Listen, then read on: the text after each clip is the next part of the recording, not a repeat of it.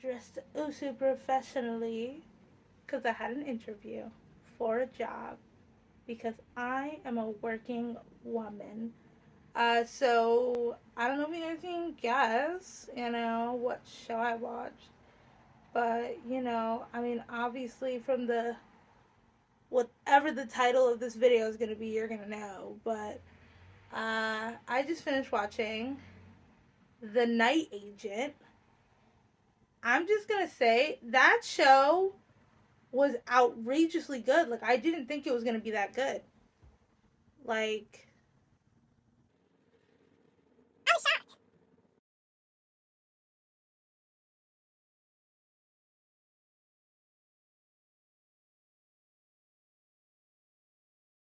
it was actually a really good show. For the first few episodes, it wasn't that interesting. I'm not gonna lie. Like I just wasn't feeling the show. It took me like 3, 4 episodes to actually get interested, and that took me like 3 days to watch. I would not say it's a bingeable show. I would say like take your time with that show. Eat up the information, and you do you. Um, but yeah. I got to I think, okay, so I'm gonna give you guys the rundown of the plot. Spoiler alert. So it's about this guy who, what was his name? Peter. So Peter is this guy who got hired to work for the White House. And what he does is he sits in a basement in the White House and he answers this special line, this special phone call called the Night Action. Yeah, the Night Action phone call line, which is specifically for night agents. So like spies. And whenever they're in big trouble, they have to go ahead and call up the spy agency. Now, this guy gets a call from this girlie. Obviously, it's a girlie. So he gets a call from this girlie, and I'm not gonna lie, the show is a little you can predict it, but it got me on my toes. Like it really did.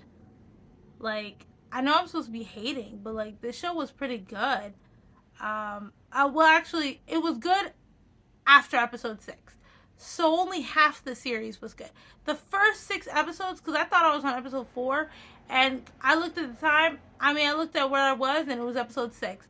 But the girlie goes ahead and calls because her aunt and uncle were these night agents she didn't even know, and they got murdered in girlie's house after she became bankrupt because her company went under. Um, but yeah, after that, and his boss Diane was like, "Oh, you gotta keep this girl safe under all matters. Don't even tell me." And he starts doing that, and all of a sudden she's like, "You don't trust me?" No, because you just said don't even trust me. You said don't trust people. And the thing is, when the girlie who called up Peter, her name is Rose. So before Rose ran away because the murderers were in her house, she heard her aunt and uncle go you can't trust anybody in the White House. So now girlie's on edge. She's like, shit, I called the White House and my aunt and uncle said I can't trust anybody in the White House. So, you know what? I don't blame Girly, but for the first few episodes, Rose was very, like, I don't know, she irked me. She was a little annoying. Borderline. Because she was like, well, how do you know? Yes, I understand you're smart. Gosh. But, yeah.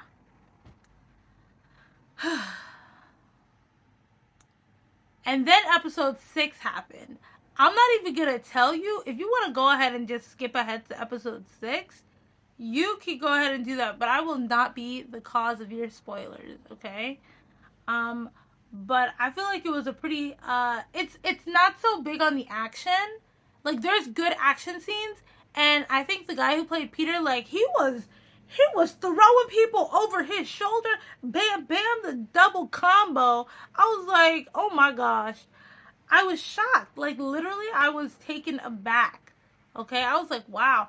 And because I'm a psychopath, I had to go ahead and look up the interviews. All right. and man's better have been doing his own stunts. Not that I judge people who don't do their stunts, because I mean, like, I wouldn't do my own stunts. Like, who do you think you are telling me to jump off this cliff? No. Um, but yeah, Mans was doing his own stunts. He works in martial arts, and I was like, wow, you can really see it. Like, you could see the hard work that this guy put into it.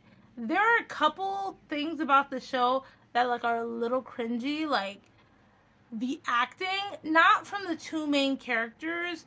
So, because obviously it's the White House, it's it's the person who plays the vice president's daughter. There's no dragging going on, but like sometimes when she says a line, it could also be writing. Sometimes when she says some lines, it just sounds like she's reading off of a piece of paper, and I'm like, you could have like, you could have changed it up. You could have asked somebody to change it up, but yeah. But that's Netflix for you. Netflix is a little awkward, but yeah, it was a pretty good show. Would I sit down and rewatch that first season? Maybe not. Do I hope that there's a second season? I do. They ended it good, just if that was the end of the series. But like if they wanted to continue, they can. I would say if they continue, please don't go over 3 seasons. Okay?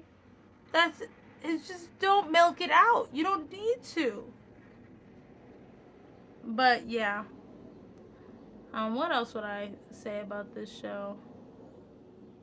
Yeah, I wouldn't. Oh, right, but it's not so much as an action movie. I would say like it's more so like borderlining on like espionage, but like American style espionage. Like when you're watching like British spy movies and it's just straight espionage. These people sitting down reading books. Like it's not like that 100%.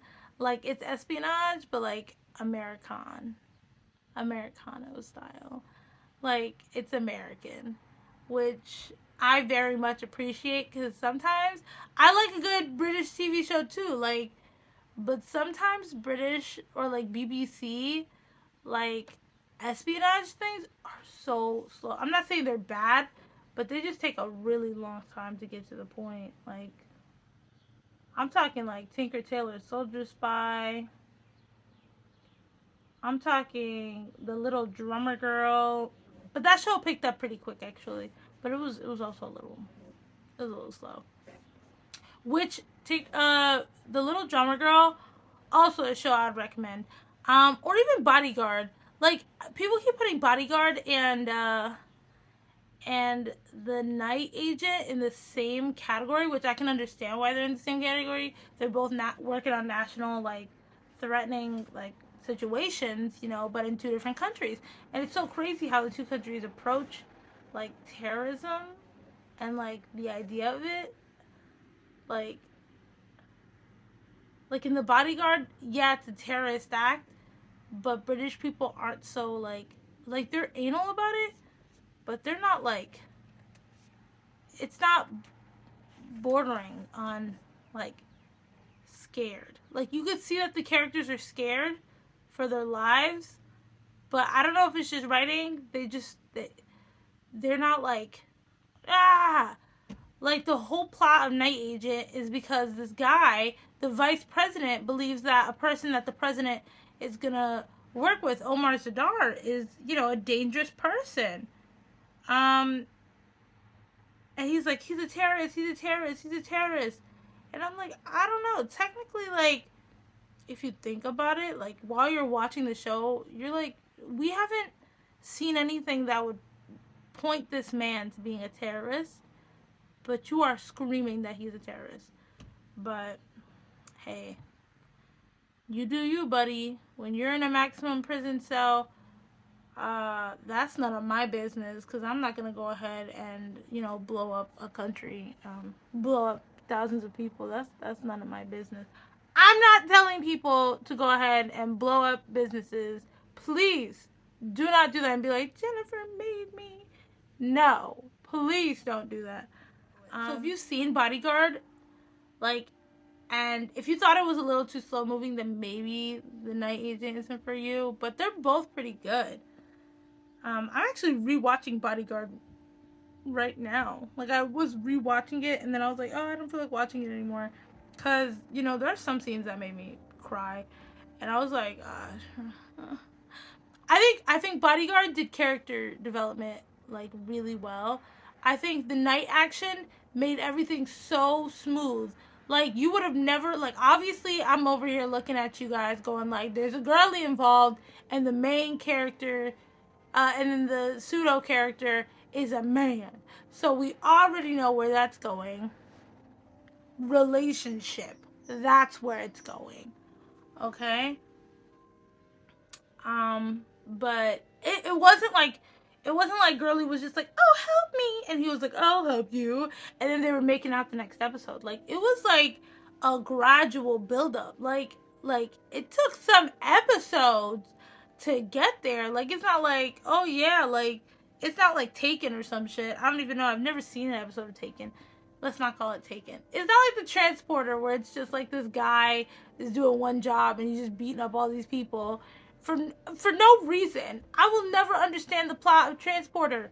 It's just Jason Statham taking this one person going like, you need to watch what you're doing, and then it's like guns ablaze for an hour and 45 minutes, and I'm like, and then at the end there's like this big bad, and I don't understand, but he's supposed to be a transporter transporting people, but he still has a heart of gold, and I'm like, okay, but yeah, it wasn't like that. It felt really natural. Like, oh my god, I actually kind of like the main lead. He looked good. Like he had like this little gap. I was like, oh my god, he's a cutie. Like he looks adorable. But does man have an accent on him? Every time he opened his mouth, I was like, where the heck are you from? Okay, like that accent was strong.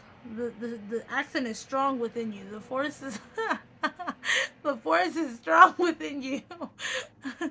No, but yeah. But yeah, he was good looking, you know. I tried to move the eyebrows for you guys. But yeah. So if you like action, I would totally recommend that movie. If you like the little build up action, every once in a while you get a little something something. There actually it wasn't even that, and I don't like vulgar television either. Like I don't like TV shows that just show too much sex. And this show did not have any vulgar sex scenes. It had a sex scene, and that's enough for me. As long as the plot is good, you don't need sex. So, like, stop it, HBO and Showtime. Just because you're a private network doesn't mean titties need to be there all the time. There are other TV shows that have, titties. Sex